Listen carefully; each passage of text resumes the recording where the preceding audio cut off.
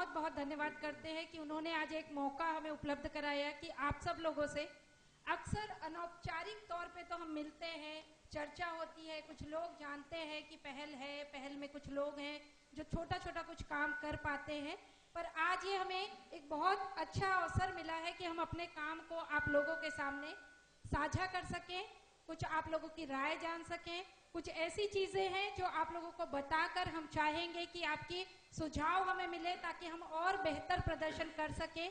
जो लोग जिनके साथ हम जुड़कर काम कर रहे हैं उन लोगों के जीवन में ज्यादा बेहतर तरीके से हम कुछ बदलाव ला सकें। इसलिए आज हम ये जो आप लोगों के साथ साझा करने जा रहे हैं पहल के बारे में, एक पहल जो हमने की है उसकी चर्चा के लिए, तो मैं आप सबका सबसे पहले बहुत बहुत स्वागत करती हूँ। नमस्कार साथियों, और अपनी बातचीत शुरू करने से पहले बताना चाहता हूं कि जब हमने काम शुरू किया था तो अनिल जी और तपनदार जैसे लोगों से हमने काफ़ी सलाह मशवरा करते रहे, सलाह लेते रहे, बात करते रहे। तो एक बड़ा वाली बात है कि हम उनके सामने अपनी कोई बात रख रहे हैं, कह रहे हैं, तो उसके लिए थोड़ी सी माफ़ी चाहता हूँ। ये बिल्कुल उसी तरह है कि हम ये कहें कि जो हमारे बुजुर्ग हैं, हमारे परिवार के लोग हैं, उनके सामने हम अपनी उपलब्धि की बात करना चाह रहे हैं, और ये प्रयास इसीलिए है कि ताकि वो भी समझ पाए कि जो उन्होंने बीज बोया है वो कहाँ तक एक पौधे के रूप में आगे आ पाया है। तो जब हम शुरुआत करते हैं कि जब हमने पहल की, जब हमने बातचीत कही थी, तो ये बिल्कुल उसी तरह की बात थी जब हम पढ़ाई कर रहे थे, सारी चीज़ों को देख रहे थे कि कैसे पहल की शुरुआत हुई और कैसे ये एक ऑर्गेनाइजेशन के रूप में हुआ। तो हम ये सोचते थे कि जो सोसाइटी ने हमको कुछ दिया है, जैसा मेरा अपना मानना था कि सोसाइटी ने हमें कुछ दिया है जिससे हम आज कहीं जगह पहुंचे हैं। तो एक मन में ये बात थी कि हम भी कुछ इस तरीके से काम करें कि सोसाइटी में हम भी कुछ कंट्रीब्यूट कर पाएं, कुछ सोसाइटी को दे पाएं। तो हम 7-8 दोस्तों ने मिलकर इस पे काम शुरुआत की। उसमें चारू जी हैं, आशीष मंडलो यहाँ बैठे हुए हैं साथ में, और शिवानी अभी आई नहीं। तो ऐसे हम 7-8 दोस्त लोगों ने हमने बातचीत शुरू करी कि हम कुछ ना कुछ काम करेंगे, बात करेंगे, और छोटे छोटे कुछ चैरिटीज के हम लोगों ने काम शुरू किए। लेकिन जब हम इसको काम करने लगे तो फिर हमें समझ में आया कि अगर हम इसको ऑर्गेनाइज वे में नहीं करेंगे तो काम वेग रहेगा और कुछ समझ में नहीं आएगा। तो एक बैनर, एक कहीं ना कहीं नाम या कोई ना कहीं बातचीत होनी थी। तो हमने इसको संगठित रूप से करने की बात करी, और फिर हमने हमारा एक ऑर्गेनाइजेशन नाम देने की बातचीत करी, जिसको हमने पहल जन सहयोग विकास संस्थान नाम दिया। कि जब हमने पहल की जो बात कर रहे हैं तो उसका नाम भी इसी तरीके से रखा कि पहल की जब बात करते हैं कि इनिशिएट कर रहे हैं, कोई चीज इनिशिएट करें तो किसके माध्यम से, तो जन सहयोग के माध्यम से, और विकास की हम बातचीत कर रहे हैं। तो ऐसा पूरा नाम जो हमारा बना, पहल जन सहयोग विकास संस्थान बना। ये वो दौर था जब बिल्कुल बच्चे थे, निकल कर आए थे, समझ नहीं थी, बस एक जोश था, एक जुनून था कि कुछ करना है, समाज को कुछ देना है, जो हम कर सकते हैं, अपना योगदान कर सकते हैं वो करना है। मगर कहीं ना कहीं एक परिपक्व सोच की कमी थी, दिशा कुछ तय नहीं था।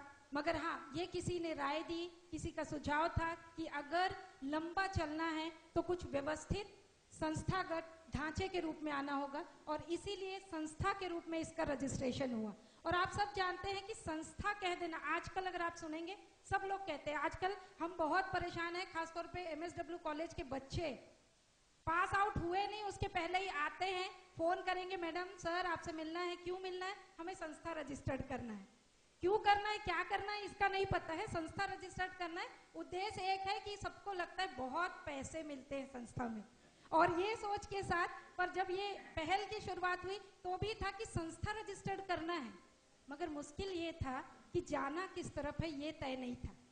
चलो क्या करते हैं, आज वहां के बच्चों के बारे में पता चला कि खाने को नहीं है, चलो खाना दे आते हैं। हमने सुना है कि बहुत सारे लोग सड़कों पे रहते हैं जिनके पास ओढ़ने के लिए कंबल नहीं है, चलो कंबल दे आते हैं। कुछ बच्चे हैं जिन्हें पढ़ने के लिए किताब नहीं है, चलो ठीक है किताब दान कर देते हैं। आज कुछ बच्चों के साथ बर्थडे मना लेते, तब लगा यही समाज सेवा है, और शुरुआत यहीं से की। मगर समझ नहीं आता था कि दरअसल समाज अगर कार्य करना है तो कहाँ पहुंचना होगा। मगर तभी बहुत सारे अलग अलग नेटवर्क से जुड़ाव हुआ, और ऐसे में जब अलग अलग नेटवर्क से मिले तो एक विचार मंथन की प्रक्रिया शुरू हुई। और अलग अलग कहीं पर बात हो रही थी कि बच्चों की दिक्कत बहुत ज्यादा है, कहीं पर बात हो रही थी कि लैंड राइट, खासतौर पे अगर इंदौर की बात करें, वो दौर था जब यहाँ पर भू माफिया की बात होती थी, जमीन पर कब्जा की बात होती थी, या फिर ये बात होती थी कि सरकारी योजनाएं बेकार हो रही है, लोगों तक नहीं पहुंच रही। पर ऐसे में अलग अलग मंथन के दौरान ये समझ आया कि सारी समस्याएं बहुत मायने रखते हैं, पर इनके बीच एक ऐसा मुद्दा है जो है तो ज्वलंत, पर बहुत कम लोग इस पर बात करना चाहते हैं, और वो मुद्दा था जेंडर, लिंग भेद। समाज में अगर हम देखते हैं, गरीबी का एक बड़ा कारण जब हम देखते हैं उसके पीछे हमें दिखाई देता है लिंग भेद। अगर हमें दिखाई देता है महिला पुरुष की संख्या में अंतर है, उसका कारण है लिंग भेद।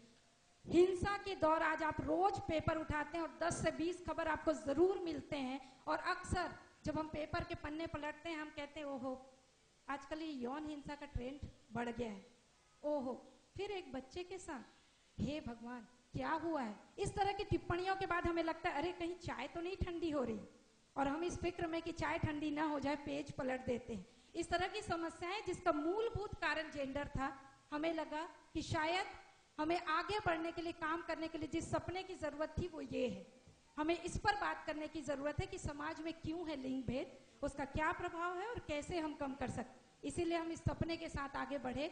समाज में जो भी लिंग भेद के कारण भेदभाव पैदा हो रहा है और उसके कारण जो हिंसा बढ़ रही, हम उसे रोकने के लिए, कम करने के लिए काम करेंगे। और ऐसे में बहुत सारे जैसे मिशन बनते हैं, हमारा भी मिशन तय हुआ कि हम पहली चरण शुरुआत करेंगे लोगों के बीच ऐसा माहौल बनाने के लिए, वो स्थिति पैदा करेंगे, वो माहौल बनाएंगे कि लोग इसके बारे में सोचना शुरू करें, काम करने के लिए तैयार हों और आगे बढ़ें। और ऐसे में जैसा कि जरूरी होता है, हमें मंजिल तय करनी थी, और तब हमने अपनी मंजिल तय किया। अगर हम कह रहे हैं लिंग भेद है, तो हम कहते हैं कि दुनिया भेदभाव रहित होनी चाहिए। हम चाहते हैं कि हिंसा रहित एक समाज बना सके। हम चाहते हैं हर व्यक्ति जब घर से निकले तो भय मुक्त हो। वो हर लड़की जो घर से सुबह निकलते समय सोचती है कि पता नहीं आज शाम को क्या मैं सुरक्षित घर आऊंगी, कितनी ही बार सोचती ओहो आज फिर पता नहीं बस में कौन कौन मुझे घूर के देखेगा, कौन टच करेगा, ऑफिस में निकलते वक्त मुझे पता नहीं किस किस नजर का सामना करना होगा। ये सब चीजें कैसे रुक सके, और इसलिए वो भय मुक्त, वो स्वस्थ दुनिया, वो सुंदर दुनिया, वो सुरक्षित दुनिया, और उससे भी बढ़कर समता मूलक समाज हम बना सकते। क्योंकि समानता की बात अगर हम करेंगे तो हम दुनिया को बेहतर नहीं बना सकते। क्योंकि अगर हम समानता की बात करते हैं, एक रोटी सबको दे देंगे तो 2 साल के बच्चे के लिए वो एक रोटी काफी होगी, पर 25 साल के नौजवान और 70 साल के बुजुर्ग के लिए क्या वो 2 रोटी पर्याप्त या 1 रोटी पर्याप्त होगी? तो हम अगर समान व्यवहार करते हैं तो हर एक के साथ न्याय नहीं कर सकते। इसलिए हमें एक दुनिया चाहिए जो समता मूलक, जिसकी जैसी जरूरत उसके मुताबिक उसके साथ व्यवस्था हो, उसके लिए व्यवस्थाएं हम बना सकें। हम साथ में इसके साथ हम ये भी बात करना चाहते हैं कि पॉजिटिव डिस्क्रिमिनेशन की बात कर रहे हैं, सकारात्मक भेदभाव की हम बात कर रहे हैं कि भेदभाव रहित समाज तो हम जरूर बना रहे हैं, लेकिन सकारात्मक भेदभाव भी बहुत जरूरी, तभी हम समाज के वंचित वर्गों को आगे बढ़ा पाएंगे। और इसके लिए जो रास्ता हमने तय किया, हमें समझ आया पहला कारण जो लिंग भेद पसरा है, क्योंकि बहुत सारे लोग अभी इसके बारे में सोचते ही नहीं, जानते ही नहीं, तो जरूरत है लोगों को बताने की, क्षमता वर्धन करने की। और क्षमता वर्धन जब करते हैं तो हमें पता चलता है कि कितनी सारी जानकारियां उनसे दूर है। तो पहली हमारी आवश्यकता होगी कि हम जानकारियों का प्रसार करें। जैसा कि गोयल चैरिटेबल ट्रस्ट में बार बार बात होती है कि अलग अलग डायरेक्टरी के माध्यम से लोगों तक जानकारी पहुंचाए, अलग अलग कार्यक्रम के माध्यम से लोगों को इन्फॉर्मेशन मिल पाए, तो हम उस रास्ते में बढ़ें। पर क्या संभव था कि हम अकेले कर पाते? नहीं। इसीलिए जरूरत थी नेटवर्किंग की। हम एक अकेले कुछ नहीं कर सकते, हमें जरूरत है, चाहे वो गवर्नमेंट मिशनरी हो, चाहे वो साथी संस्थाएं हो, स्वैच्छिक संस्थाएं हो, संगठन हो, नेटवर्क हो, उनके साथ जुड़ने की और उनके साथ नेटवर्किंग के तौर पे बात करने की। पर जब हम ट्रेनिंग करते हैं, हम क्लासेस लेते हैं कॉलेज में, अलग अलग एक्टिविटी करते हैं, हम 2-4 लोगों तक पहुंचते, तब हमने माध्यम चुना अभियान को, कैंपेन को, क्योंकि कैंपेन के दौरान आप हजारों लोगों तक एक साथ पहुंचते हैं और इतने सारे लोगों को अपने मुद्दे के साथ, अपने विचारों के साथ जोड़ पाते हैं। और तब हमें समझ आया कि जब मैं किसी ऐसे मंच पर बैठकर लोगों से कहती हूँ कि देखिए दिल्ली में है ना हिंसा बहुत बढ़ गई है, आप देखिए मुरैना में सेक्स रेशियो घट रहा है, तो उसे कोई फर्क नहीं पड़ता क्योंकि वो इंदौर में है। पर जब मैं कहती हूँ कि इंदौर 2014 में मध्य प्रदेश के सबसे हिंसक शहरों में टॉप स्थिति में है और पूरे भारत के मैक्सिमम जो 25 हिंसक शहरों की श्रेणी में दूसरे नंबर पे है, तो शायद आपके अंदर एक विचार पैदा होता है कि हाँ, कुछ तो गड़बड़ है हमारे शहर में। इसका मतलब मुझे कुछ स्थानीय आंकड़े चाहिए अपने शहर में बात करने के। तो मैं अगर बड़वानी में काम करती हूँ, अगर मैं इंदौर में हूँ, तो मुझे वहां पर आकलन करके वो तथ्य, वो आंकड़े, वो शोध करे हुए विचार चाहिए जो लोगों को बता सके। और ऐसे में हमने कहा दस्तावेजीकरण करने की जरूरत है। मुझे कभी कभी लगता है हम मध्य प्रदेश में हैं, जब हम नक्शे में देखते हैं, जब हम आंकड़ों की बात करते हैं, लोग कहते हैं हिंदी भाषी प्रदेश। हम कहते हैं आज हम लोग टेक्नोलॉजी के एज में रहे हैं, हर चीज तकनीक के सहारे। और आप उठाइए, इंटरनेट पे जाइए, बटन क्लिक करिए, सब कुछ मिलता है। माफ कीजिए, सब कुछ नहीं मिलता, खास तौर पे हिंदी में। हमारी अधिकतम आबादी आज भी हिंदी का उपयोग करती है, और जब आप इंटरनेट पे जाते हैं, हिंदी में आपको मैक्सिमम चीजें नहीं मिलती। तब हमने तय किया एक और विषय जिसको हम कहते हैं कानून, और जिससे चाहते हैं दूर रहना। जब तक मजबूरी ना हो कोई नहीं जाएगा, स्वाभाविक सी बात। जब तक केस नहीं बनेगा कोई पहुंचेगा नहीं इन क्षेत्रों में। पर जब हम कानून को समझना चाहते हैं, अंग्रेजी में कानून की किताबें लोगों के लिए समझ पाना वैसे ही कठिन, ऊपर से इतनी क्लिष्ट भाषा में लिखी जाती है कि एक आम आदमी नहीं समझता। तो हमने तय किया हम हिंदी में प्रकाशन करेंगे, खासतौर पे कानूनी जानकारियों का, ताकि लोग, एक आम व्यक्ति भी उसका इस्तेमाल कर पाए। और फिर जब हम लोगों से बात कर रहे हैं, हिंसा इतनी ज्यादा है, लिंग भेद इतना है, बच्चे पढ़ नहीं पा रहे हैं, गरीबी है, तो केस आते हैं। हमने तय नहीं किया, ये वो विषय, ये वो रास्ता है जो हमने तय नहीं किया था, हमें करना पड़ा क्योंकि डिमांड इतनी ज्यादा थी। जब हम लोगों को कुछ बताते हैं तो बदले में उनके पास से हमारे लिए मांग निकल कर आती, और वो थी बहुत सारी घटनाएं जिसमें वो मदद चाहते। और तब हमें काउंसलिंग के लिए भी काम शुरू करना पड़ा, और इसके साथ ही हम रिहेबिलिटेशन यानी पुनर्वास के लिए भी बात, क्योंकि जो आया है परेशान है, चाहे वो महिला है, चाहे बच्चे हैं, चाहे कोई भी व्यक्ति है, उसको भी एक व्यवस्थित जीवन की आकांक्षा है, उसकी एक उम्मीद से वो हमारे पास आते हैं। और ऐसे में कोई ना कोई तरीका हमें ढूंढना होता है उसके साथ मिलकर। ये कुछ झलकियां हैं, जैसे कि प्रवीण ने कहा भी, कुछ साथी हमारे बैठे हैं, आशीष हैं, शिवानी है।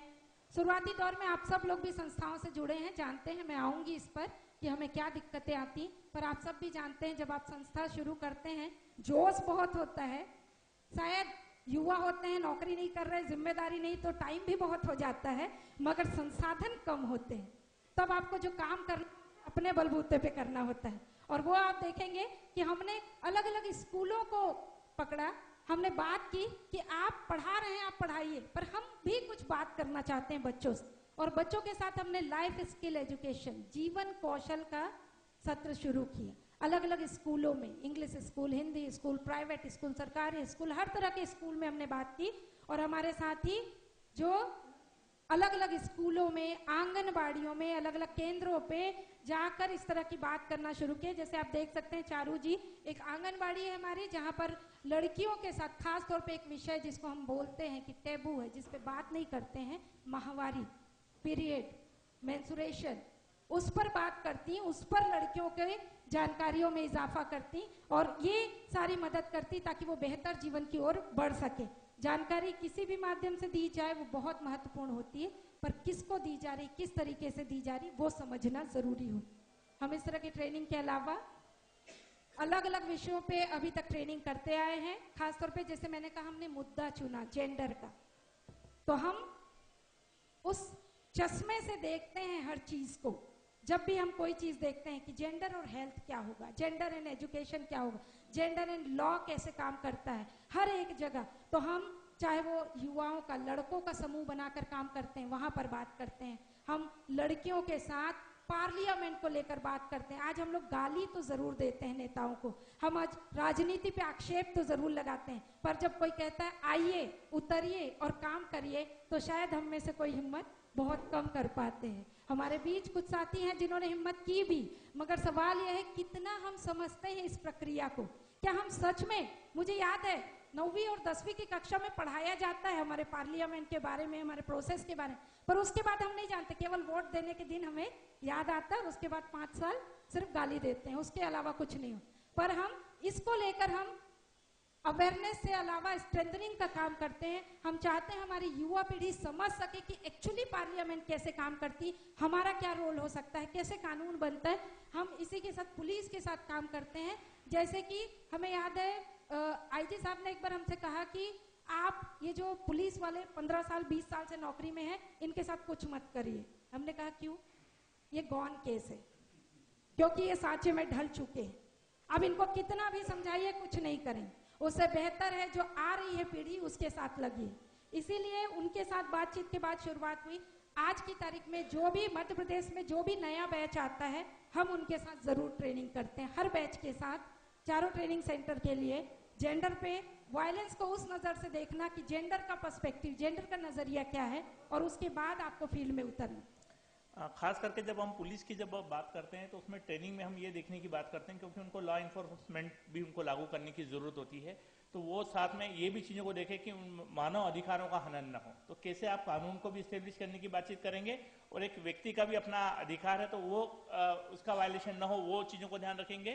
दूसरा, जैसे आप ऊपर वो फोटो देख रहे हैं, वो जाल में जो जकड़े हुए हैं की बात, लड़के की जो बात कर रहे हैं, तो हमने पुरुषों के साथ बहुत सारी बातचीत करी, युवाओं के साथ बात करी कि जब हम वायलेंस की बात करते हैं तो एक पक्ष को तो हम वो सिखाते हैं कि तुम विरोध करो, तुम ऐसे रहो, लेकिन एक जो करने वाला है और एक जो बड़ा भागीदार है जिस पार्ट को निभाने वाला है, उसके साथ कोई बातचीत नहीं होती।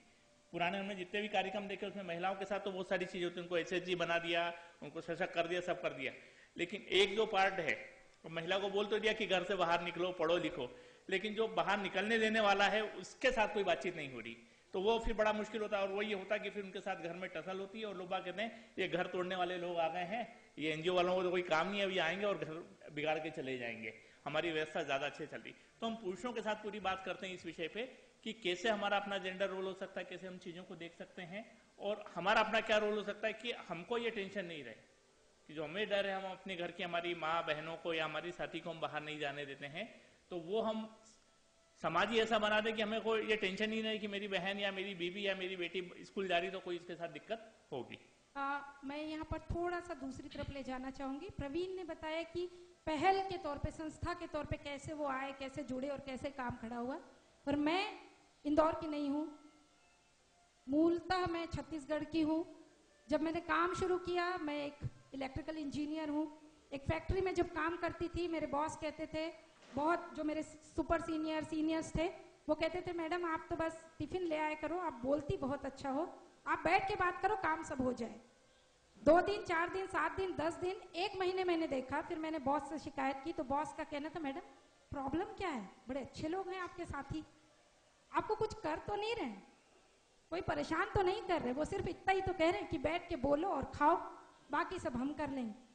मैंने कहा मैंने पढ़ाई बोलने और बैठ के खाने के लिए नहीं की, मैं इस फैक्ट्री में अगर आई हूं तो नौकरी करने इंजीनियर बन, ना कि बोल के उनके सामने बैठे रहने। और उस दिन मैंने नौकरी छोड़ दी। उसके बाद मुझे लगा मेरे लिए शायद ये जगह सही होता है। अक्सर हमारे पेरेंट्स के गाइडेंस में कई बार जो विषय हम चुनते हैं हमें खुद भी पता नहीं होता हम उधर जाने लायक हैं भी या नहीं। मैं शायद लायक नहीं थी उस फील्ड में जाने, और तब मुझे समझ आया मेरा फील्ड ये है। मुझे गलती से किसी ने इस काम में भेजा और उस व्यक्ति का धन्यवाद करती हूँ जिसने ये गलती की। और उस गलती के बाद आज 18 साल में मुझे समझ आया कि यही वो जगह थी जहां मुझे होना चाहिए। और जैसे मैंने कहा कि जब हम मुद्दों के भटकाव के लिए बात कर रहे थे, नो डाउट मैं और मुझे लगता है प्रवीण भी, इसके लिए कोई हम शर्मिंदा नहीं है। मेरा झुकाव बहुत ज्यादा था जेंडर को लेके, मेरा अनुभव भी, शायद मैं लगातार इसी पे काम कर रही थी, मेरा विद्रोह भी आज भी होता है, घर में भी होता है, बाहर भी होता है, वो रहा। और शायद यही कारण था कि हम ज्यादा पुरजोर तरीके से पहल में जेंडर के मुद्दे पे काम कर पाते। और मुझे एक उदाहरण आज भी याद है, जब प्रवीण कपड़े सुखाते तो हमारे पड़ोसी पूछते थे क्यों भाभी बीमार हैं, क्योंकि उन्हें लगता है कि कपड़ा सुखाना औरत का काम है। तो अगर भैया सुखा रहे हैं मतलब या तो भाभी घर पे नहीं है या बीमार है। और इस तरह के बहुत सारे उदाहरण हम अक्सर अपने ट्रेनिंग्स में शेयर करते, जो जरूरी है पुरुषों में बदलाव की जरूरत अगर इस लिंग भेद को खत्म करना है। हमने रास्ते चुने, सामग्री निर्माण करना, पर्चे बांटना, एग्जीबिशन लगाना, लाइब्रेरी हमारी एक बक्से में हमने शुरू की थी। आज आप देख सकते हैं 5-6 अलमारियां हैं जिसमें अलग अलग हिंदी की किताबें आपको बहुत सारे अलग अलग मुद्दों पे मिलेंगी जो आपको मदद कर सकती हैं। हमारे पोस्टर्स बीच बीच में हम निकालते हैं अलग अलग मुद्दों पे। फिल्म है जिसका कलेक्शन है जो आप इस्तेमाल कर सकते हैं, जब भी आप चाहें आप हमसे संपर्क करके उसकी कॉपी ले सकते हैं, जो आप अपने समूह में अपने लोगों के बीच उपयोग कर सकते हैं। हमारे नुक्कड़ नाटक के लिए अलग अलग टीम है, बच्चे हैं जो इन विषयों पे लोगों के साथ जाकर उन्हें अवेयर करने की कोशिश करते हैं।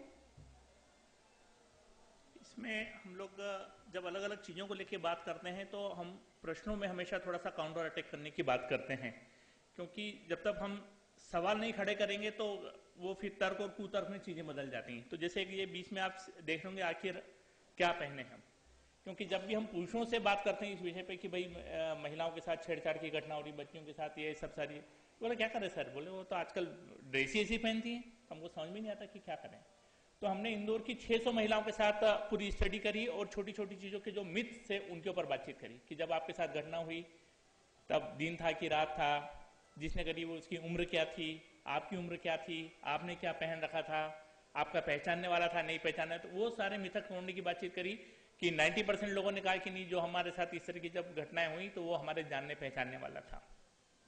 और ये कपड़े फिर हमने लाइन से टांगे जिसमें पुलिस यूनिफॉर्म था, एप्रन था, फ्रॉक था, साड़ी था, इवन बुर्का भी था। तो फिर हमने उनसे सवाल किया और राजवाड़ा पे उन्होंने प्रदर्शनी लगाई कि बुर्के में आपको कहाँ पता चल रहा है कि ये 16 साल की लड़की है कि 40 साल की महिला है कि खूबसूरत है कि बदसूरत है कि कहाँ है, और उसके कौन सी चीज आपको देख के ये अपील करती कि आपको उसको छेड़ना है। तो फिर वो बात समझ में आए और फिर हमने उनके साथ बात करी कि ठीक है, महिलाएं गड़बड़ा ड्रेस पहनती तो आप कोई एक ड्रेस डिजाइन करके हमको दे दीजिए, तो हम पूरी इंदौर की महिलाओं से बात कर लेंगे भाई ये यूनिफॉर्म पहनोगे, ये ड्रेस पहनोगे तो आपके साथ छेड़छाड़ की घटना नहीं होगी। तो फिर उनको बात समझ में आई कि हाँ, ये जो बात हो रही है वो गड़बड़ हमारे यहाँ है, हमारी नजरों में है, ड्रेस में नहीं है। हमारे पास एक सांप सीढ़ी है 10 बाई 10 का, जिसमें हमने हिंसा के मुद्दों को चिन्हित किया है। वो सांप सीढ़ी हम कॉलेज में, स्कूल में, बस्तियों में खिलाते हैं और उन मुद्दों पे चर्चा करते हैं। कई बार अलग अलग रैली के माध्यम से, नुक्कड़ नाटक के माध्यम से, या कई बार ट्रेनिंग क्लासेस भी हम रन करते हैं जिसमें हम बात करते हैं इन मुद्दों को समझने की और इसे रोकने के लिए क्या उपाय किए जा सकते हैं। ये हमारे पब्लिकेशन है, जैसे मैंने बताया बच्चों के साथ। आपको शायद मालूम भी होगा इंदौर जो है पूरे भारत में नंबर 1 स्थिति में है बच्चों के साथ होने वाली यौन हिंसा के मामले में। सबसे ज्यादा केसेस जो है इंदौर और भोपाल में, मध्य प्रदेश में रजिस्टर्ड किए गए हैं और इसके कारण बहुत ज्यादा जरूरत है। और इसका एक बड़ा कारण हमारी चुप्पी, हमारा डर, अरे लोग क्या कहेंगे, बता दिया तो बच्चे के ऊपर क्या प्रभाव होगा, लोग सब जान जाएंगे। और इस डर में हम पुलिस तक तो जाते ही नहीं, अपने बहुत करीबी लोगों को भी नहीं बताते, और ये वो बच्चा पूरे जीवन सफर करता है। इसका असर हमारे समाज पे हर तरह से निगेटिव ही होता है। उस बच्चे के साथ साथ और भी उससे जुड़े लोग प्रभावित होते हैं। इसलिए एक हमने बाल यौन शोषण पर आओ बात करें किताब निकाली, जिसमें विस्तृत रूप से कैसे पहचान सकते हो, कैसे उस बच्चे की मदद कर सकते हो, कैसे लोगों को बता सकते हो इस मुद्दे में सपोर्ट करने के लिए। हमने घरेलू हिंसा अधिनियम 2005 जो कानून आया महिलाओं के सुरक्षा के लिए, उस पर हमने हिंदी में एक प्रकाशन किया। अभी आप जानते ही हैं 2013 में हर कार्य स्थल पर यौन उत्पीड़न, लैंगिक उत्पीड़न को रोकने के लिए एक कानून आया है। इसको हमने एक पोस्टर के रूप में भी और एक किताब के रूप में प्रकाशित किया। ये किताब खासतौर पे समितियों की मदद के लिए है जो हर सेंटर पे, हर केंद्र बनी है, उसे किस तरह से काम करना है उसके बारे में विस्तृत जानकारी देता है और पूरी तरह से ये हिंदी में है। हर व्यक्ति जो बहुत ज्यादा कानून नहीं जानते वो भी इसका इस्तेमाल आसानी से कर सकते हैं। मगर इसके साथ ही मैं जोड़ूंगी, जो मैं शायद बाद में भी आपको बोलूंगी, ये वो सेक्शन है हमारा जिसमें आज तक हम अपने आप को कहीं ना कहीं एक हद तक फेलियर मानते हैं। हम चाहते हैं ज्यादा से ज्यादा प्रकाशन करना, हम चाहते हैं ज्यादा से ज्यादा लोगों तक ये जानकारियां पहुंचाना, मगर हमारे हाथ बन जाते हैं क्योंकि इसके लिए सहयोग नहीं मिलता। बहुत सारे होते हैं। जैसे कई बार होता है, कुछ लोग कहते हैं हमने हमारे गैस एजेंसी वाले से बात करके घरेलू हिंसा का पैम्पलेट छपवाए, तो उसने सिलेंडर का एडवर्टाइज देकर किया, तो हमने कहा ये बढ़िया है, हर घर में जाएगा, महिला ही सिलेंडर रिसीव करती है, तो ये ज्वलंत मुद्दा सिलेंडर के साथ घर में पहुंचेगा। पर ऐसे कितने लोग हैं जो मदद के लिए आते हैं कि प्रकाशन को सपोर्ट कर पाए, और ये हमारे लिए मुश्किल आती है। हमें जो खास तौर पे कहा गया था कि हमें आपसे ये साझा करना है कि कैसे एक संस्था के रूप में हम बढ़ते हैं। जैसे मैंने पहले कहा, शुरुआत कैसे हुई, कहीं कंबल बांट दिया, कहीं बच्चों को किताबें बांट दी, और मुझे याद है वो दौर भी यही था जब लोग समाज सेवा कहते थे। आज नहीं कहते, आज हम समाज कार्य कहते हैं, क्योंकि हम में से कोई भी सेवा नहीं कर रहा है, हम सब काम कर रहे हैं, हम अपना योगदान दे रहे हैं जो समाज में हमारी भूमिका बनती है। पर वो दौर था जब ज्यादातर समाज सेवा पे जोर होता था और हम लोग दान करते थे चीजें, तो हमने भी यहीं से शुरुआत की, हम दान करने लगे। हम अक्सर लोगों से जुटाते सामान और किसी और को दान करके आ जाते, उसको दे देते, उसके बाद हमें पता नहीं होता था उस सामान का हुआ क्या है, और हम बड़े खुश होते थे, अरे हमने बहुत कर दिया, आज ये पहुंचा दिया उसके पास जिसे जरूरत थी। पर वो ज्यादा दिन नहीं चला, हमें समझ आया। हमें क्या समझ आया प्रवीण? कि जब हम इस कंबल को उसको देने की जब हम बात करते थे तो ये होता था कि आज हमने पूरा मारुति वैन थी हमारे पास उस टाइम, तो मारुति वैन में पूरे भर के कंबल रात में बांटे, और 2-3 दिन बाद हम सोचते थे कि चलो हम चीज़ों को फिर देखने की बात करेंगे, तो वो वापिस लोग जो है बिना कंबल के ही हैं। तो वो हमें समझ आया कि आप जो बोला जाता ना मुहावरा है कि आप मछली कब तक खिलाते रहेंगे, मछली पकड़ना सिखा देंगे तो काम आपका हो सकेगा। तो हमने इसीलिए मछली पकड़ना सिखाना शुरू किया। हमने डेवलपमेंट मोड में पहुंच गए, हम विकासात्मक काम करने लगे, लोगों की वो क्षमता वृद्धि करना कि वो कंबल का पैसा खुद जुटा सके। हम कंबल नहीं देंगे, हम उसे वो क्षमता, वो कौशल अर्जित करने के लिए बुला कर लाए, अपने साथ जोड़े कि वो खुद अपने लिए कंबल जुटा सके। और हम विकासात्मक गतिविधियां करने लगे, लोगों को पकड़ के कौशल आधारित प्रशिक्षण करने लगे, और ऐसे विकासात्मक करते करते हमें एक चीज समझ आई, अरे हमें लगा ये बच्चों को पढ़ने नहीं मिल रहा है, तो हम पहले किताब देते थे, अब हमें समझ आया स्कूल पहुंचाओ। पर नहीं, स्कूल तो हम सब लोग बोलते हैं सरकारी स्कूल तो बेकार है, सरकारी स्कूल में पढ़ाई नहीं होती, पर कितने बच्चे प्राइवेट में जाएं। हमने कहा चलो ऐसा करते हैं, किसी से बात करके एक स्कूल खोल देते, स्कूल खोल दी। जब विकास काम करते करते हमें समझ आया स्कूल तो खोलते जा रहे हैं, पर कब तक हम सरकार के पैरेलल स्ट्रक्चर खड़े करते रहेंगे? हमें जरूरत है, क्योंकि जो सरकार की है वो तो हमारी है, क्योंकि हम ही सरकार है, और जब चीजें हमारी है तो हमें उसको इस्तेमाल बेहतर करना चाहिए, ना कि कंस्ट्रक्शन नया खड़ा करते जाना है, पैरेलल एक स्ट्रक्चर बनाना है। और तब हमें समझ आया कन्वर्जेंस की जरूरत। हमें जरूरत है जो चीजें उपलब्ध है उसको बेहतर ढंग से उपयोग में लाने के लिए लोगों को जोड़ने की, और तब हमने कन्वर्जेंस शुरू किया सरकारी योजनाओं के साथ, सरकारी लोगों के साथ, और उसके अलावा व्यक्तिगत तौर पे भी लोगों को जोड़। इसी समय हमारे पास एक संस्था से परिचय हुआ जिसका नाम शायद आप लोगों ने सुना होगा, टीवी में बहुत आता है, गूंज। गूंज वो संस्था है जो पूरे भारत में अलग अलग 43 जगह उनके ऑफिस हैं और तकरीबन 18 राज्यों में वो काम करती है। और इनका काम ही है कि जो चीज आप कहते हैं कि मेरे लिए बेकार हो गई, आप वो हमें दीजिए। वो कहते हैं मैं कबाड़ वाला हूँ, आपके पास जो घर में कबाड़ है मुझे दीजिए, मैं उसको कबाड़ से जुगाड़ करके दिखा सकता हूँ। और उनसे हमारा जुड़ा हुआ, उन्होंने कहा जो चीजें तुम्हें कहीं से नहीं मिलती है, आओ हम जोड़ते हैं, हम कन्वर्जेंस करेंगे, अलग अलग लोगों का, अलग अलग सामान का, अलग अलग विभागों का, और फिर काम करेंगे। और कन्वर्जेंस करते करते हमें समझ आया कई बार सरकार के साथ जब जुड़ाव बनाते हो तो आपको बहुत मुंह की खानी पड़ती है, क्योंकि उनका सिस्टम अलग है, उनका बहुत नियम तय है, और ऐसे में आप संस्थागत तौर पे कैसे काम करेंगे, आपको लड़ना पड़ता है। तब सवाल उठता है आपके अधिकारों का, और हम पहुंच गए अधिकार जनित मोड में, यानी हम राइट की बात करने लगे। ठीक है, तुमने कहा तुम्हारी ट्रेनिंग होनी है, पर ट्रेनिंग कहाँ होनी ये तुमने तय कर दी, पर ट्रेनिंग कैसे होगी ये हम ही तय करें। ये हमें अपना पक्ष रखना जरूरी था, और वो हमने किया। और तब हमें एक बात और समझ आई, अभी पिछले 3-4 सालों में हम लगातार देख रहे हैं कि जब आप सरकार से बात करते हैं, जब आप कन्वर्जेंस करते हैं, जब आप अधिकार की बात करते हैं, आप करते हैं, मैं करती हूँ, पर आप जिसके लिए झंडा उठा के जा रहे हैं वो तो कह ही नहीं रहे, और फिर आप 5 साल बाद हल्ला करते कि हमने इतना किया। क्या किया? दरअसल हमने कुछ नहीं किया, क्योंकि जब तक हमारे अंदर ये भ्रम हमने रख लिया है कि हम कर रहे हैं, हम कुछ नहीं करते। जब तक वो इंसान जो परेशान है उसके व्यवहार में बदलाव नहीं होता, उसके विचार में बदलाव नहीं होता, कहीं नहीं आने वाला, उसके जीवन में कुछ फर्क नहीं पड़ने वाला। इसलिए आज हम फोकस करते हैं बदलाव के लिए। चाहे हम तरीका कोई भी अपनाएंगे, चाहे हम अधिकार की बात करेंगे, कन्वर्जेंस की बात करेंगे, विकास की बात करेंगे, पर आखिरी परिणाम हमको बदलाव के रूप में चाहिए। इस व्यक्ति, अगर मैंने इस पे हाथ रखा और कहा कि तुम्हारी जो भी समस्या है चलो मिलके हल करते हैं, तो अंत में इसके जीवन में बदलाव जरूरी है। मैं कुछ नहीं करूं क्योंकि मेरा किया परिणाम नहीं देता है, जो भी करना है इसे ही करना है। और आज की तारीख में हम पहल में इसी मोड में पहुंचे हैं कि जो भी करना है मिलकर करना है और बदलाव लाकर रहना है। जैसे आप समन्वयता की अगर बातचीत कर रहे हैं, पुराने सामान की जब बातचीत कर रहे हैं, तो जो हमारा बाहर अगर जो स्टॉल लगा है तो उसमें मैक्सिमम जो सामान है वो पुराने सामान से बना हुआ है। चाहे हम गोदड़ी की बात करें, चाहे हम बेग की बातचीत करें या आर्टिफिशियल ज्वेलरी की बातचीत करें, वो लोगों से कहीं ना कहीं सामान लिया है, उससे जो बन सकता है वो बनाया है।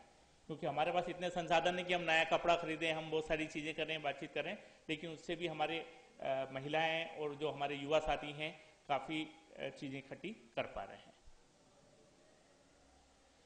इस पे ज़्यादा नहीं कहूँगी। हमारे कुछ परियोजना आधारित काम है, ज़्यादातर पहल के काम प्रोजेक्ट बेस्ड नहीं है। शुरू से वही था और आज भी हमारा ट्रेंड वही है काम करने का। पर क्योंकि आप सभी जानते भी हैं संस्था को चलाने के लिए पैसे चाहिए होते हैं, उससे हम इनकार कर ही नहीं सकते, तो हम कुछ प्रोजेक्ट्स भी लेते हैं और लेना ही पड़ता है आपको, आप ना चाहे तो भी बहुत सारे काम अटक जाते हैं।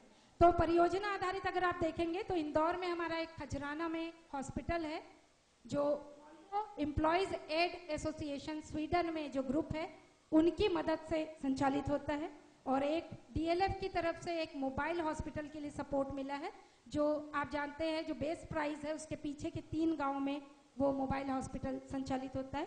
इसके अलावा बड़वानी में हमारे जो बच्चे जो श्रम से जुड़े हैं किसी भी रूप में, चाहे वो चाय के ठेले पे काम करते हैं, खेतों में काम करते हैं, उनके लिए जो शिक्षण केंद्र 2 हम संचालित कर रहे हैं। इसके अलावा 3 स्कूल ऐसे हैं जिसमें जिन बच्चों ने पढ़ाई छोड़ दी थी, हम उन्हें वापस से मुख्य धारा में जोड़कर आगे बढ़ाने के लिए सहयोग कर रहे हैं। 10 गांव हैं जहाँ पर स्कूल ये महिलाएं सिलाई सीख के कुछ ट्रेनिंग सेंटर खुद भी चलाती हैं और सिलाई करके अपने घर का पूरा खर्च भी चला रही। ये सभी इनमें से 10 जो सेंटर हैं उसमें हमारी 5 ऐसी महिलाएं हैं जिनके कहीं पैर से जो चलने में सक्षम नहीं है, या जिनका किसी का एक हाथ काम नहीं करता, या जो दिखने में जिसको थोड़ी कम समस्या है, वो ऐसी महिलाएं इसमें जुड़ी हुई हैं। और इसके अलावा एक TDH terrace days home Germany की संस्था है जिसके सहयोग से एक संबल परियोजना बड़वानी में हम संचालित कर रहे हैं, जिसका मुख्य उद्देश्य जो बड़वानी में बच्चों में कुपोषण की समस्या है उसे कैसे कम किया जाए, और उनके साथ हम बाल पंचायत यानी बच्चों की पंचायत बनाकर काम कर रहे हैं ताकि बच्चे ही अपने अधिकारों के लिए मांग रखें और बदलाव ला सकें। ये हम काम कर रहे हैं। और अभी ही एक नई परियोजना हमें मिली है जिसकी शुरुआत अगले माह होगी, जो पीयर एजुकेटर सरकार का एक कार्यक्रम है राष्ट्रीय स्वास्थ्य मिशन का, जिसमें कि जो हमारे किशोर लड़के और लड़कियां हैं उनको, जो मैंने पहले ही बताया हम शुरू से कर रहे हैं जीवन कौशल शिक्षा, वही कार्यक्रम सरकार सभी जगह एक साथ 11 जिलों में लागू कर रही। तो बड़वानी जिले का काम अभी हमें मिला है जिसमें हम अगले महीने शुरू करने वाले। ये कुछ हमारे बच्चों के साथ एक्टिविटी, ये हमारे बाल पंचायत के सदस्य हैं जो मीटिंग्स करके गांव के मुद्दों को चिन्हित करते हैं, और पंचायत में वो खुद तो नहीं रख सकते क्योंकि 18 साल के नहीं हैं, मगर पंचों से व्यक्तिगत तौर पे मिलके अपने मुद्दों को रखते हैं, बताते हैं और उन समस्याओं का हल भी पाते हैं। हमारे हॉस्पिटल है जो मैंने बताया खजराना में, उसमें हॉस्पिटल में जो एक्टिविटी होती है उसके अलावा बस्तियों में लोगों में अवेयरनेस के लिए भी हम ये चाहते हैं कि लोग बीमार ना पड़े। सच्चाई ये है कि ये प्रोजेक्ट हम चाहते हैं हम बंद कर दें। हम नहीं चाहते कि हम खजराना में हॉस्पिटल चलाते रहें, क्योंकि हम नहीं चाहते कि लोग बीमार होके आते रहें। तो हमारी मूल कोशिश होती है कि लोग बीमार ही ना पड़े ताकि हम ये हॉस्पिटल बंद कर सकें। पता नहीं वो कब होगा, मगर हमारा मन तो यही है कि हम जल्द से जल्द इसे कर सके। ये जैसा कि अभी बताया है प्रवीण ने, हमारे बहुत सारे आजीविका से जुड़े काम हम कर रहे हैं, जिसमें कि ज्वेलरी मेकिंग है, गोदड़ी बनाने का काम है। अभी बहुत सारे युवा बच्चों को हमने बड़वानी में राजमिस्त्री की ट्रेनिंग दी ताकि वो बेहतर अर्निंग कर सके।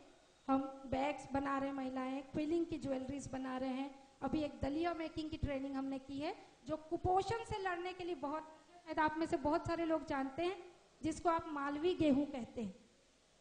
वो मालवी गेहूं बहुत सारे लोग खाते नहीं है, मोटा है, भारी है, जो भी कह के, मीठा है कह के, पर कुपोषण से लड़ने का बहुत बढ़िया माध्यम।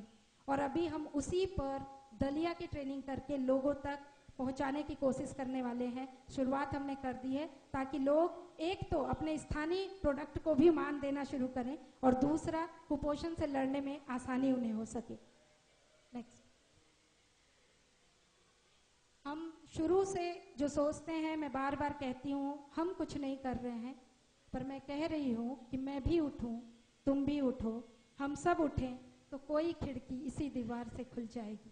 ये ज़रूरत है हम सबको उठने की, मिलने की, उस कन्वर्जेंस की जो अब तक नहीं हो पाया। दरअसल हम कह तो रहे हैं बार बार, पर आज ज़रूरत है सबको जुड़ने की। हो सकता है, मुझे बहुत अच्छा लगा इतने सारे लोगों को देख के, मैं मन में ये सोच रही थी, जब लोग कहेंगे अरे पहल के बारे में क्यों बता रहे हैं, हम क्यों जाएंगे पहल के बारे में सुनने, क्योंकि कहीं ना कहीं सबके अंदर होता है, कोई बुराई भी नहीं है, इंसान है, हर तरह से सोचते हैं, हमको क्या करना है, वो क्या कर रहे हैं वो जान के। पर मुझे बहुत अच्छा लगा, कम से कम अभी भी कुछ लोग तो हैं जो सोचते हैं चलो सुन ले कि कोई क्या कर रहा है, क्या सुनने को मिलेगा, क्या जानने को मिलेगा। हो सकता है घर जाके काम, ये जानकारियों को एक तरफ पोंछ के दीवार को फिर साफ कर ले दिमाग के, मगर बेहतर है कि हमने कम से कम सुना। और इसलिए ज़रूरी है इस खिड़की से दीवार, ये दीवार में खिड़की खोलने के लिए कि हम लोग कम से कम सुनना शुरू करें, चाहे वो कोई भी जानकारी हो। ये हमारे कुछ न्यूज़ हैं, क्लिपिंग्स हैं जो हम अक्सर देखते हैं। नेक्स्ट खास चीज़ जो 2003 में जब पहल रजिस्टर्ड हुआ, 2000 में जब काम शुरू हुआ, और आज 2016 में जब हम यहाँ पहल के बारे में बात कर रहे हैं, पिछले कुछ सालों में कुछ सीख हमने, बहुत कुछ चोट खा के सीखा, कुछ बहुत प्यार, कुछ किसी ने मजबूर किया कि सीखो नहीं तो बिगड़ जाओगे। वो सीख जो हमें मिली, एक तो सबसे पहली जब अगर हम बात करें कि आपको मूल्यों पर टिके रहने की बातचीत है, कि जब हम कोई बात कर रहे हैं, कोई चीज़ें करें, क्योंकि वो रास्ता जो बार बार जो अनुपा ने अपने प्रेजेंटेशन में कहा भी था कि फट से लोग आते हैं और बात करते हैं कि हमको एनजीओ रजिस्टर्ड कराना है, और बड़ा लगता है कि बस फट से एनजीओ रजिस्टर्ड कराएंगे, और आज जो प्रवीण जी स्कॉर्पियो में घूम रहे हैं तो अपने को भी दूसरे दिन से स्कॉर्पियो मिल जाएगी, जबकि वो स्कॉर्पियो में अपने पैसों से खरीद के चीज़ों को लेके चला रहा हूँ, एनजीओ से नहीं आ रहा है। लेकिन वो रिफ्लेक्ट वैसे ही होता है कि सारी चीज़ें हैं, तो वो कई बार आपके मूल्यों को डिगाती है, बातचीत करती कि हम कई बार शॉर्टकट अपनाने की बातचीत करते हैं। कि जब हमने बातचीत की कि जेंडर की हम बात कर रहे हैं, काम की बात कर रहे हैं, तो बीच में उन्होंने कहा कि शिक्षा का एक प्रोजेक्ट है वो ले लीजिए, HIV एड्स का आ गया तो वो आप प्रोजेक्ट ले लीजिए, पल्स पोलियो चल रहा था आप पल्स पोलियो ले लीजिए। तो हम कई बार वो छोटे छोटे चीज़ों में फंस जाते हैं, और उसमें फिर हम अपने संस्था का जो मुश्किलात का सामना करना पड़ता है वो होता है। हाँ, मैं एक उदाहरण छोटा सा जोड़ूंगी। मूल्यों में खास तौर पे जब जेंडर करते हैं, हमारे ऊपर हमेशा आरोप होता है हम घर तोड़ते हैं, पर उससे भी बड़ा मुझे याद है शुरू में 2006-07 की बात है, कुछ प्रोग्राम्स में हम जाते थे, कई कार्यक्रम होते हैं जो मिल के किया जाता है, अब मिल के कर रहे हैं, वहाँ पे जो मुख्य अतिथि आए हैं उन्होंने ही मंच से कुछ ऐसा कमेंट्स किया जो मुझे तो बिल्कुल बर्दाश्त नहीं होता, और अगर मैं उठ के बोलने जाऊं तो पीछे से बाकी लोग रुक, वो मुख्य अतिथि हैं, जो कार्यक्रम आयोजक है, बोलना मत, नाराज हो जाएंगे, अगली बार कार्यक्रम नहीं कर पाएंगे क्योंकि इसके लिए बजट वहीं से आया है। अब ये समस्या मूल्यों पर टिके रहने में बहुत ज्यादा होती, क्योंकि अगर मैं बर्दाश्त करूं तो इसका मतलब था मैं सही ईमानदारी से काम नहीं कर, और अगर बर्दाश्त ना करूं इसका मतलब था अगली बार मुझे प्रोग्राम नहीं मिलेगा।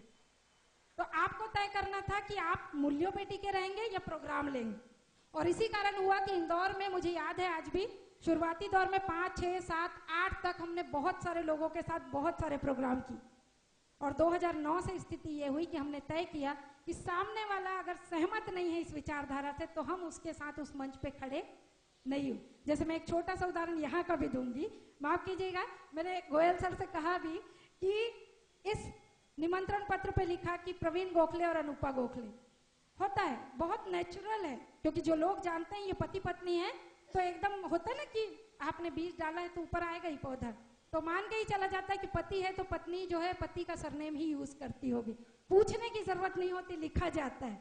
मैंने इनसे कहा तुरंत काट दिया लिस्ट में से नाम। ये बहुत अच्छी बात है कि इन्होंने बहुत विनम्रता से एक्सेप्ट किया। बहुत सारे लोग होते हैं अड़ जाते हैं, क्यों नहीं लिखोगी, तो फिर क्या लिखती हो, क्यों नहीं लिखती हो, क्या होता है। पर ये मेरी अपनी शर्त होती है, मैं किसी भी मंच पे हूँ, मैं कहती हूँ मैं अपने आगे और पीछे कुछ नहीं मानती हूँ। तो आप ना मेरे आगे कुछ लगाएंगे ना पीछे कुछ लगाएंगे, और आप लगाएंगे तो अगली बार मैं नहीं आऊंगी। आप अगर एक्सेप्ट करेंगे तो मैं आगे बढ़ूंगी, वरना मैं नहीं बढ़। और ये हमारे संस्था में हम करते हैं, चाहे वो आईजी के सामने प्लेटफॉर्म पे बात हो, चाहे कोई भी लेवल हो। और आज उसकी स्थिति ये है कि हमारी सीख बनी कि हम अपने मूल्यों पे टिके रहे। तो आज वो डिपार्टमेंट जिसके लिए लोग कहते बहुत खाऊ है, सुनती नहीं है, पैसे नहीं देती, ये नहीं कर, आज हम उनके मंच पर खड़े होकर दावे के साथ अपनी चीजें कराते हैं, क्योंकि हम अड़े हैं, क्योंकि हम अडिग हैं। और ये जरूरी है एक संस्थागत तौर पे। मुद्दों का चुनाव, आजकल संस्थागत तौर पे लोग भटक जाते हैं, ये प्रोजेक्ट मिलेगा तो ये भी ले लो, वो प्रोजेक्ट मिलेगा तो वो भी ले लो। जरूरी है आपको सीमित रहना, कितना करना चाहते। प्रोजेक्ट पर निर्भरता बहुत बड़ा प्रॉब्लम नहीं होनी चाहिए। हमने तय किया हम प्रोजेक्ट पर निर्भर नहीं रहेंगे। काम में सभी की सहभागिता, हम धीरे धीरे कोशिश कर रहे हैं कि अपने आप को कहाँ कैसे काम को बांट सके, कैसे चीजों को समेट सकें। और यहाँ पर खतरा आता है दूसरी श्रेणी के नेतृत्व का। आप उठाकर देखिए इतिहास, जितनी भी बड़ी संस्थाएं हुई है उस लीडर के जाते ही संस्था बैठ जाती है, क्योंकि सेकंड लेवल कोई तैयार नहीं कर। हम अपने यहाँ बोलते हैं, हमारे लोग जब हम जुड़ते हैं तो हम कहते हैं कि तुम ये मान के चलो कि हम अब हटने वाले हैं, तो आपकी जिम्मेदारी, आप कहाँ ले जाओगे आपको देखना हो, और हम हटेंगे ये तो तय है।